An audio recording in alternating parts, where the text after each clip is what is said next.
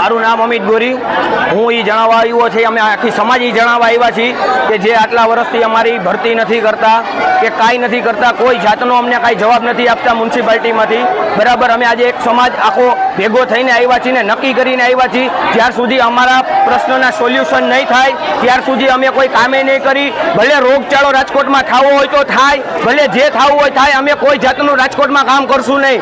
બધું કામ અમે બંધ કરી દેશું. રાજકોટમાં કોઈ જાતની સફાઈ થશે નહીં, ચાહે ગમે એવી હોય. સેફટી કાઢવાનું કે ગટર સાફ કરવાનું કે સાવણો મારવાનું, અમે કચરો લેવાનું કાંઈ એટલે કાંઈ નહીં કરીએ. અમે રાજકોટમાં તમામ કામ બંધ કરી દેશું, તમામ એક થઈ જશું અને કોઈને કામ કરવા દેશું નહીં. બરાબર, અને તમારે સરકારને અમને ગમે એમ કરીને અમારી આ જે અમારી માંગો છે એ પૂરી કરવી પડશે.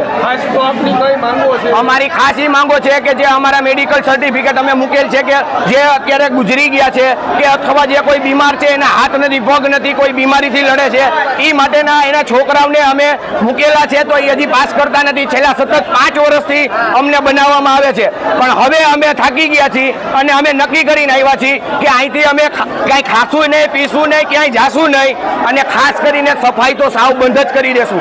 આખા રાજકોટમાં સફાઈ બંધ થઈ જશે. અમે બધા એક થઈ ગયા છીએ.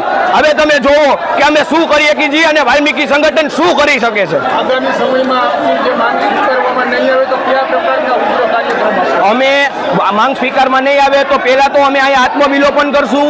બીજું તો એ કે રાજકોટમાં સફાઈ જ પહેલાં તો બંધ કરી દેશું, ગટર કાઢવાનું બંધ કરી દેશું, સાવણો મારવાનું બંધ કરી દેશું, કચરા લેવાનું બંધ કરી દેશું. તમામ વસ્તુ જે સફાઈને લાગે છે એ બધી વસ્તુ અમે બંધ કરી દેશું. એટલે બધાને ખબર પડે કે આ વાલ્મીકી સમાજ કેટલો ઘસાય છે અને કેટલું કામ કરે છે.